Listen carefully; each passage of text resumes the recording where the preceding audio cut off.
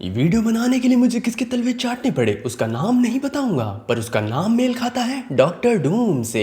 खैर मैं कोई डेडपूल तो नहीं हूँ, ना ही कोई वॉइस आर्टिस्ट हूँ। ये एक छोटा सा इंट्रो था आपको ये समझाने के लिए। वीडियो बहुत ही स्पेशल होने वाली है, स्पेशली अपने विक्टर वॉन डूम के ऊपर। अब जरा सोचो, अगर मैं तुमसे कहूँ कि एवेंजर्स एंड गेम के बाद जो सबसे बड़ा थ्रेट एमसीयू के फ्यूचर में आ रहा है, यानी कि एवेंजर्स डूम्सडे, उसका बीज किसी विलन ने नहीं बोया, थैनोस ने भी नहीं, ना ही अपने डॉक्टर भैया ने, बल्कि एक ऐसे डिसीजन ने बोया है जो हमें इमोशनली परफेक्ट और मोरली राइट लगता है और हीरोइज्म का अल्टीमेट सिंबल माना जाता है। तो शायद तुम पहले इसे ओवर थिंकिंग कहोगे, लेकिन जैसे जैसे इसकी लेयर्स और खुलती जाएंगी तुम्हें रियलाइज होगा कि मार्वल ने अपना सबसे डेंजरस फ्यूचर पहले ही सेट कर लिया है। और एंड तक पहुंचते पहुंचते तो एक बात क्लियर हो ही जाएगी, एवेंजर्स डूम्सडे सिर्फ एक मूवी नहीं बल्कि एक इनएविटेबिलिटी है। एंड गेम में ब्रूस बैनर एंशिएंट वन को एक क्रिस्टल क्लियर रूल बताते हैं कि इन्फिनिटी स्टोन्स को एग्जैक्ट उन्हीं की टाइम में रख दिया जाए तो टाइमलाइंस कोलैप्स ही नहीं करेगी। लेकिन इसे सरफेस लेवल पे देखा जाए तो स्टीव रॉजर्स ने भी वही किया था। लेकिन प्रॉब्लम स्टोन्स की प्लेसमेंट में नहीं थी, प्रॉब्लम थी टाइम के अंदर ह्यूमन प्रेजेंस की, क्योंकि स्टीव स्टोन्स को उनके प्रेजेंट में रखने के बाद अपने प्रेजेंट में वापस ही नहीं आए थे और उसने वहीं रहना चूज किया और पूरी अपनी लाइफ जी ली। एमसीयू चाहे इसे अल्टरनेट टाइमलाइन बोले या ब्रांच रियलिटी, क्योंकि मल्टीवर्स फिजिक्स के हिसाब से एक चीज अवॉइडेबल है, हर एक लॉन्ग टर्म प्रेजेंस एक प्रेशर क्रिएट करती है। और एज ऑफ अल्ट्रॉन के बाद एमसीयू सिर्फ एक ही चीज दिखा रहा है, हर बार जब भी कोई सिस्टम स्टेबिलिटी के नाम पे कंट्रोल लेने की कोशिश करता है तब चार्ल्स और ज्यादा डेंजरस हो जाता है, चाहे वो अल्ट्रॉन हो, सोकोविया अकॉर्ड्स हो या फिर टीवीए हो। और स्टीव के डिसीजंस इमोशनली करेक्ट थे, लेकिन कॉस्मिक लेवल पे वो नेचुरल फ्लो के खिलाफ थे। अगर स्टीव स्टोन्स को वापस रख के आ जाते और वहां पर अपनी पूरी लाइफ नहीं जीते तो मल्टीवर्स एग्जिस्ट करता,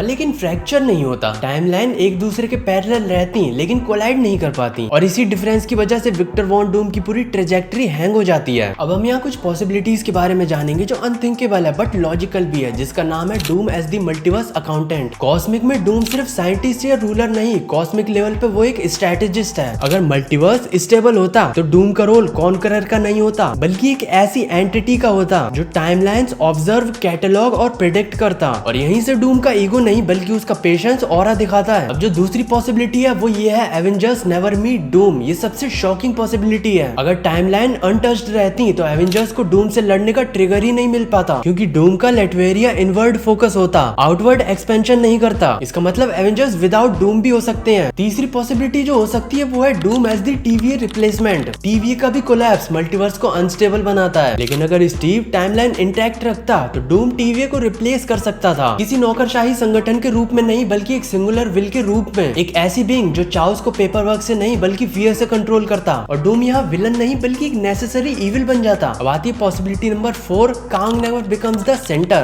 कांग का राइज मल्टीवर्स इनस्टेबिलिटी का रिजल्ट है, कॉज नहीं। अगर इंस्टेबिलिटी डिले होती तो कांग सिर्फ एक टेम्परर वॉरलॉर्ड होता, सेंट्रल थ्रेट नहीं, और डूम उसे पहले ही न्यूट्रलाइज कर देता क्विकली ऑफ स्क्रीन एवेंजर्स को बिना इन्वॉल्व किए। And last possibility Doom as the final Avengers. ये सबसे अनकंफर्टेबल पॉसिबिलिटी है। अगर हीरोज हर बार चाउस को डिले करते रहते तो डूम लॉजिकली कंक्लूड करता कि एवेंजर्स की एग्जिस्टेंस ही मल्टीवर्स के लिए रिस्क है, और यहीं से डूम खुद को फाइनल एवेंजर मानता जो कि सारे हीरोज को रिमूव करके बैलेंस रिस्टोर करता। और अगर कैप्टन अमेरिका ने टाइमलाइन में कोई छेड़छाड़ ना करी होती तो एवेंजर्स डूम्सडे या तो एग्जिस्ट ही नहीं करती, या फिर इतनी डिफरेंस होती कि हम उसे एवेंजर्स मूवी के रूप में कभी पहचान ही नहीं पाते। लेकिन मार्वल कॉस्मिक का एक हार्ड रूल है, मल्टीवर्स जब भी एक ब्रेकिंग पॉइंट पे आता है हीरोज फेल करते हैं, और वही मोमेंट डॉक्टर डूम का असली पर्पस एक्टिव कर देता है। और वहीं स्टीव रॉजर्स का डिसीजन मल्टीवर्स को तोड़ने का कॉज बिल्कुल भी नहीं था, बल्कि वो एक एक्सेलरेटर था जो डूम के राइज को पहले ही ले आया।